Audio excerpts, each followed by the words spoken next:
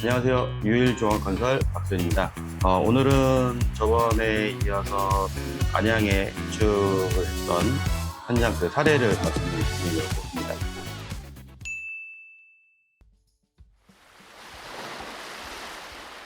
예전에 2014년도에 건축을 했는데, 그 현장이 이제 정비구역으로 지정이 돼서 최근 이주 및 철거 준비를 하고 있는 현장인데요.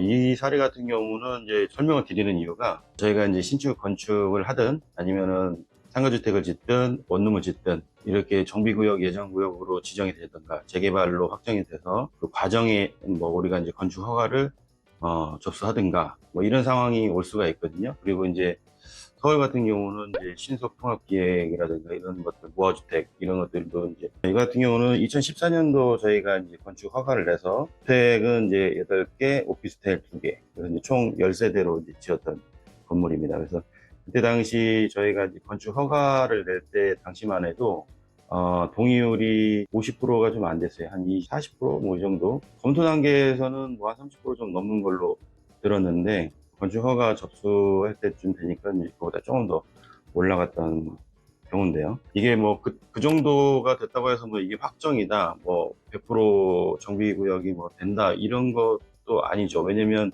50% 동의가 나와서도 이제 안 되는 경우도 많고, 어떤 데는 10% 동의인데 갑자기 진행이 빨라서 확정 예정고시가 좀 더 앞당겨서 하는 경우도 있고, 이제 상황마다 좀 다르긴 합니다. 그래서 이제 처음에 이제 건축을 할 때만 해도 주변 이제 조합원들, 그러니까 이제 주변 이제 사시는 분들이 이제 민원이 아무래도 조금 일반 건축보다는 좀 다르다라고 좀 느낄 수가 있죠. 왜냐면 기존의 이제 건물은 이제 집주인이 2명인데, 만약에 제가 이제 건축을 하게 되면 이제 8명이 더 늘어나게 되는 거잖아요. 그래서 이제 조합원들이 늘어나면 수익이 좀 주는 거 아니냐, 이런 얘기도 많았는데, 사실 또 그렇지도 않습니다. 왜냐면 조합원들이 어느 정도는 좀 돼야 자기 분담금도 좀 줄고, 그 다음에 사업성도 더 빨리 되고, 그 다음에 이제 동의율도 빨리 올라가기 때문에 재개발할 때는 꼭 신축이 늘어난다고 해서 무조건 나쁘다, 그렇다고 또 무조건 좋다 이럴 수는 없지만,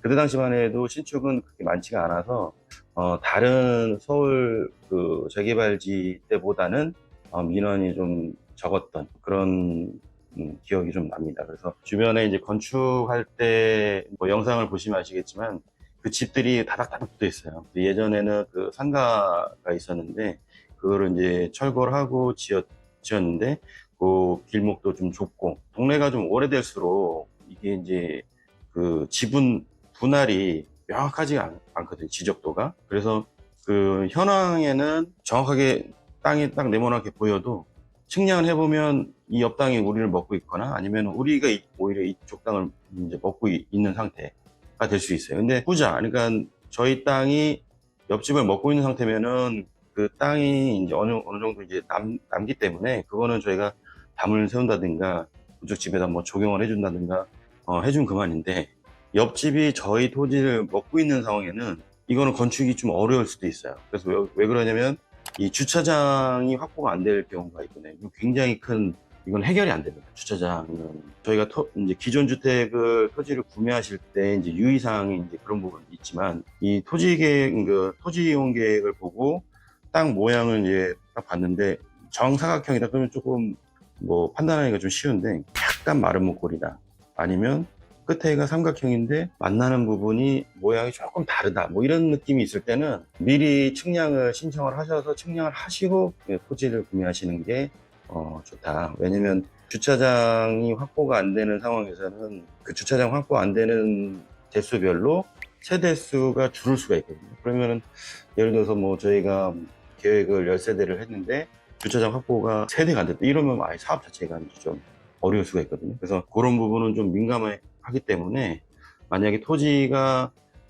지적도와 현장이 너무 다르다 그럴 때는 측량을 꼭 하시고 토지를 구매하시는 거를 추천드립니다. 그래서 이제 지금 현재 여기 같은 경우는 이제 철거를 준비하려고 이주가 거의 한 80%, 그 정도는 나간 것 같아요. 그래서 거의 이제 집들이 비어 있고, 이제 주변에 이제 철거한다고 해서 현수막도 걸려 있고, 이제 그런 상황인데, 저희가 이제 처음에 분양할 때는 이제 한 2억 2천대 했습니다. 이거 2014년도 거의 한 9년 전이죠. 지금 아직 조합 분양가나 이제 내년 일반 분양을 한다고 하는데, 정확한 건 아닌데, 이제 주변 부동산들에다가 이제 제가 시세를 확인한 바로는 조합 분양가가 한 25평짜리가 한 5억 초반이나 4억 천에서 5억 초반 뭐 이 정도로 형성되는 것 같고, 일반 분양가는 한 6억 한 중반대 정도까지 되는 것 같습니다. 그러니까 만약에 2억 2천에 이제 예전에 저희한테 분양을 받아서 현금이 한 1억 정도 있으셨던 분이면, 분양을 받아서 자기 분담금 내고 나중에 입주하실 때쯤이면 일반 분양으로 들어오시는 분보다 시세가 이제 좀 더 높아지면 뭐 한 6배 뭐 이 정도까지도 시세 차이가 보실 수가 있는 거죠. 그래서 빌라는 뭐 무조건 오르지 않는다 뭐 이런 거 말씀하시는데, 사실은 뭐 이렇게 특이한 케이스이기 때문에 좀 더 많이 오르긴 했지만, 예전에 빌라 가격을 또 생각해 보면 지금 빌라하고는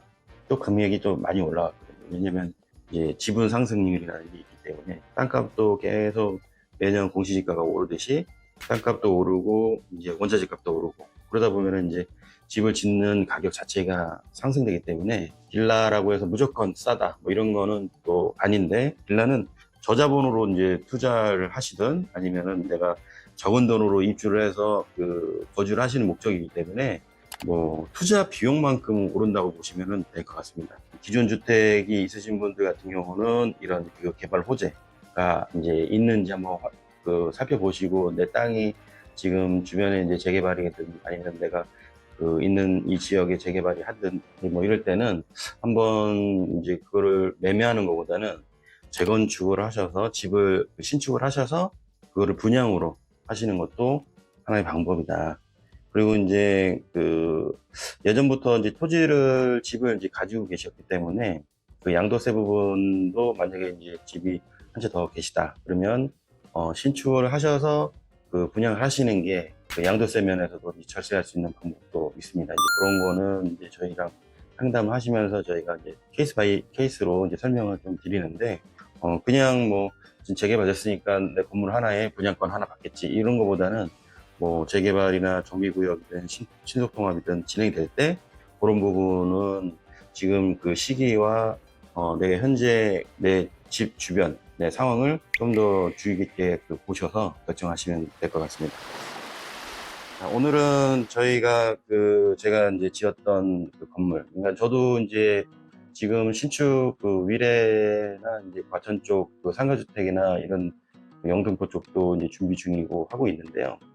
지금은 이제 제가 이제 유튜브 시작한 지 얼마 안 됐기 때문에 예전 사례, 그러니까 예전에 이제 지었던 사례가 가장 어떨 때는 공부가 될 수가 있습니다. 왜냐면 이렇게 지어서 이렇게 분양했더니 결과가 이렇게 나왔더라. 지금 이제 한 몇 년씩 지났기 때문에 예측이 또 가능한 부분도 있고, 그 중간중간에 경제 상황이 이렇게 변했더니 지금 상황에서는 이제 건축하기가 좀 더 어렵더라. 이런 것도 좀 판단할 수가 있는 그런 사례들이 많이 있거든요. 그래서 제가 이제 지었던 건물들을 사례로 설명을 해 가면서 지금 이제 건축을 준비하시는 우리 건축주님들께 이제 좋은 사례로 참고가 됐으면 하는 영상으로 만들고 있고요.